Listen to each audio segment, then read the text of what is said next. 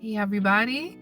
Ooh, I'm not feeling well, but I had this that I wanted to share with you all from like days ago that this came across my awareness. But so we're gonna thug it through. I feel like it has to be a choice of your own to come from the darkness and into the light. And I had a dream like days ago where I was like, I used to work in the courthouse, but I was like one of the head bailiffs for some reason, and it was my job to like wand people, but I was asleep. And I'm like, why am I, first off, when I woke up, I'm like, why am I sleeping when I'm supposed to be wanding people? I think for some reason I wasn't taking it serious. And then I was reprimanded by somebody who was higher up. They were pretty nice about it, but they sent me to another place where it was not as nice. And it was like, well, you're not taking advantage of your authority here, or what you've been granted here. So go somewhere else where they're not going to be able to recognize your authority. They're not going to be able to, give you as much grace as you have here. And I feel like that's in relation to accepting the light or accepting darkness, because we're doing either one. Either you're accepting the light or you're accepting darkness. And once you get to a place where you want to accept that, because nobody can do it for you, or else there'll always be resistance. There'll always be, issues, because you're not wanting to see certain things that need to be seen, veil over the eyes that they talk about. And you can't see that until you're ready to, until you're called to, until it's appropriate for your development. So first you have to have a want to, bring light to those areas of darkness within yourself. Next, you have to give your life and trust over to God. You have to stop thinking that you know best, because you don't know best. Not saying that our thoughts are powerless, because it's not, but we don't always know best. We don't know best. God knows best. So giving your life over to Him and realizing that,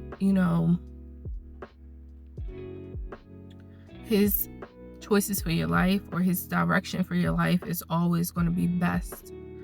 Whereas you don't have to fret, you don't have to worry about whether or not you'll be able to accomplish what you set out to do. You'll be able to heal what you set out to heal within yourself. You'll be able to grow in the direction that you want to grow, because you know that whatever's happening is according to His best for you.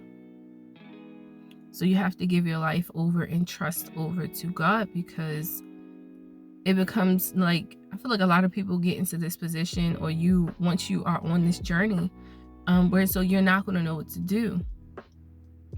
You're in a position where all the answers that you came up with is not solving the problem. So we have to go to God, the one that He makes it so that you have nowhere else to turn to. You have no one else to turn to except for Him. And then once you accept that, you'll be able to be encouraged to ask questions, ask God, like, how do I do this? What do I need to do this? Help me to, prepare for what I'm asking for, because it might not look or be designed the way that you think that it should go, Because He might put you through certain things that you were not expecting, but it's going to teach you exactly what you need to know to be able to get what you're asking for, know what you're asking to understand, reach that level that you want to reach. So you have to be open and continuously asking questions that will lead you to the answers that God has for you. The verse that came to me the other day, John 19. I'm gonna go ahead and read it. It was John 3:15. That whosoever believeth in Him shall not perish, but have eternal life. For God so loved the world that He gave His only begotten Son, that whosoever believeth in Him shall not perish, but have everlasting life. For God sent not His Son into the world to condemn the world, but the world through Him might be saved. He that believeth on Him is not condemned, but he that believeth not is condemned already, because he hath not believed in the name of the only begotten Son of God. And this is the condemnation, that light is come into the world, and men loved darkness rather than light, because their deeds were evil. For everyone that doeth evil hath the light, neither cometh to the light, lest his deeds should be reproved. But he that doeth truth cometh to the light, that his deeds may be made manifest that they are wrought in God. After these things came Jesus and his disciples into the land of Judea, and there he tarried with them and baptized. What that verse is giving me is that God sent Jesus, or, just accepting God and Jesus into your life is you accepting light. Elsewise, you're accepting evil. And evil is that darkness, it's that worry, it's that stress, it's that anxiety, it's that depression, it's that lack, it's that scarcity, it's that oppression, all of that you're accepting and giving your energy to, versus that everlasting love and acceptance and, understanding, guidance with authority, with authority, but also with love. So reading your Bibles is very important for you to know his will and know the direction that he is calling your life to go towards.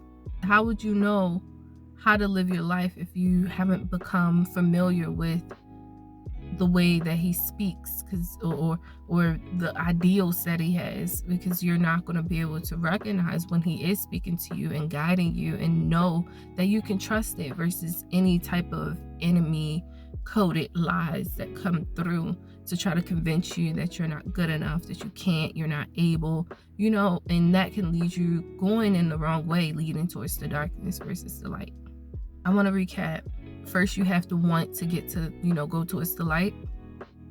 You have to give and trust your life with God.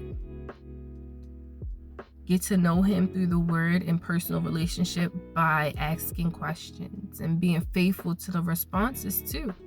Because you can ask questions, but if you're not alert, if you're not believing that he'll answer, it's as much and even more so as if you're having a physical conversation with your best friend.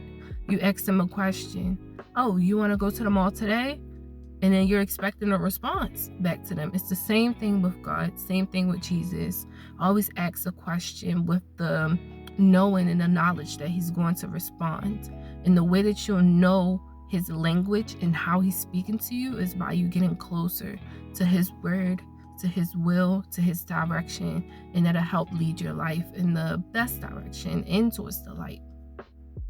My third step, my third awareness is embrace convictions. And that could be very hard for people to hear, is you will start to be convicted in what you believe to be true or right, because we've been led by the world. We've been led by people who believed in the world. So once you set yourself apart into, believing in God more so than man, it will get uncomfortable, because you're starting to shed darkness off of you. You're starting to shed ill off of you, and accept and fill your body up with that light. You're filling up your cup with new light, So embracing those convictions. Don't feel bad, that somebody or something or God is calling you out on what needs to be corrected. This is the guidance that is going to get you to where you're asking God to take you. If you're normally a smoker and you're being called, or you're surrounded by people who don't smoke, or you're, being called to not smoke anymore, don't feel bad about the fact that you did, or that you still feel temptation to do it. No. Continuously, every day, it's a habitual thing that you start to build up within yourself.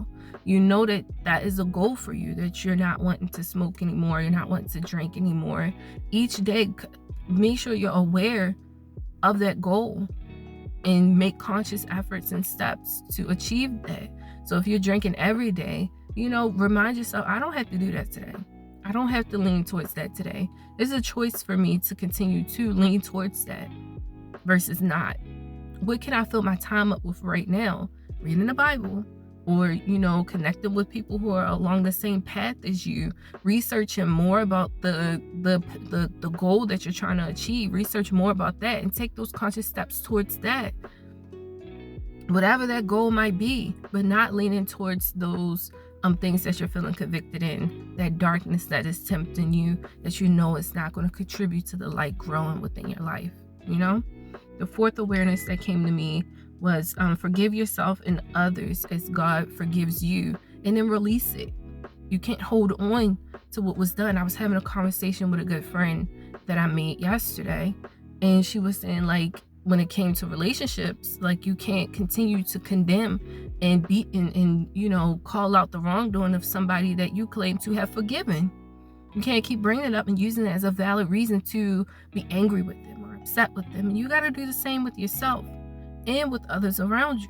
So if you're, wanting to release certain habits within yourself, mentally, emotionally, physically, you have to forgive yourself for once believing that was best for you and your temple, and then continuously making those choices to walk away from them and walk towards the light and embrace that light, and forgive yourself for all the time that you feel like was invested into darkness. Forgive yourself, and then you can't continue to hold on to it and have that be who you are. It's a part of your story. It's a part of your testimony, yes, but it's not a part of you anymore. I remember I was watching The Chosen. They were talking about Mary Magdalene, and he was saying how, like, he would always say, or whoever was a part of his disciples, he would say, like, yeah, that's who you were. That is not who you are. That tax collector Matthew, that's who he was, because everybody hated him for taking their money. Everybody hated him. But that's who he was. That was a part of his story. That's how he got here. But who he is now is a believer and a follower of Jesus, of Christ, of God, and you have to embrace that and forgive yourself for the things that you've done that don't align with where you're trying to go now, or what you've learned to be more Christ-like, to follow Christ, to follow God, to follow Jesus, right? Fifth awareness that came to me was practice truth. The betterment of yourself, you have to put that into practice. You're not going to be perfect, but you're going to practice. You're going to practice, abstinence. You're going to practice sobriety. You're going to practice, restricting your pride or prideful reactions and responses to situations, etc. You have to practice that, and then have patience with yourself as you're practicing, because you know where you came from, and people around you might have known where you came from. So you have to have patience with yourself first, instead of expecting everybody else to understand where you're going, because they're not going to see what you see. God only shows you what you see, because it's for you and your soul development and your soul growth. It's not for everybody else to understand. So have patience with yourself as you're growing and learning and expanding. Practicing that truth is literal practice, and every day is a new day for you to implement those new strategies that you're learning from Christ, that you're learning from God, that you're learning from Jesus. And it's going to take practice and patience, and have grace with yourself, because that's exactly what God is going to have with you. They're going to have patience. He's going to have, faith in you. Even when you feel like you don't have faith in yourself, you have to have faith in God, at least, to be able to put that muscle into practice, to know that I got this.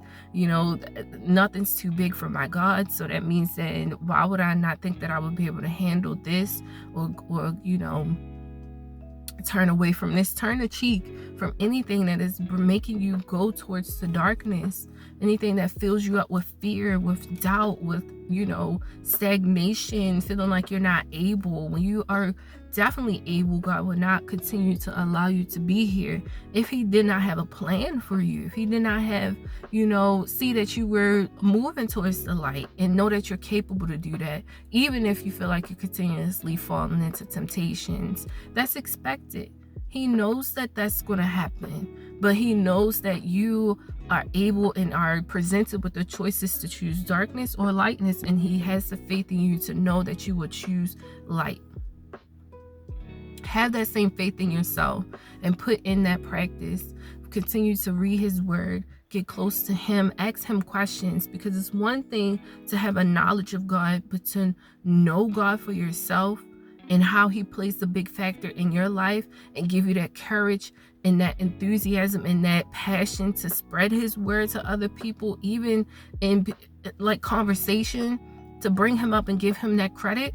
You have to know him personally. You can't just have an understanding of him. You can't just have heard of him, but you have to have understanding or a knowing in your own life for yourself, and then telling other people and encouraging other people to be able to find that for them as well, you know.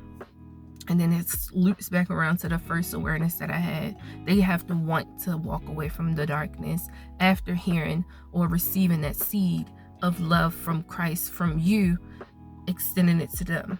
Does that make sense? So I hope this was helpful on how to fight the darkness, choosing the light versus the dark, and continuously putting into practice that light that is grown within you. It's a seed there. Continue to water that every day, because you're going to be blooming in unexpected ways that you didn't even know was possible. Like, I keep seeing these words of, God, this is more than I prayed for. This is more than I could have asked for. And then God's going to come through just based off of your mustard seed of faith. That's all he needs. It's just for you to have faith in the fact that he knows best, and that he loves you, and that you are capable, you are great, you are wonderful, you're everything that is expected to be. Don't feel bad about where you think that you should be. You're exactly where he wants you to be.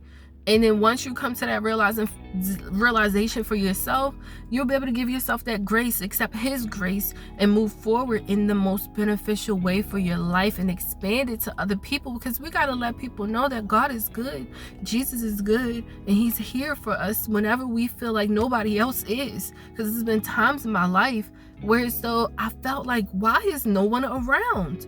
Why am I by myself?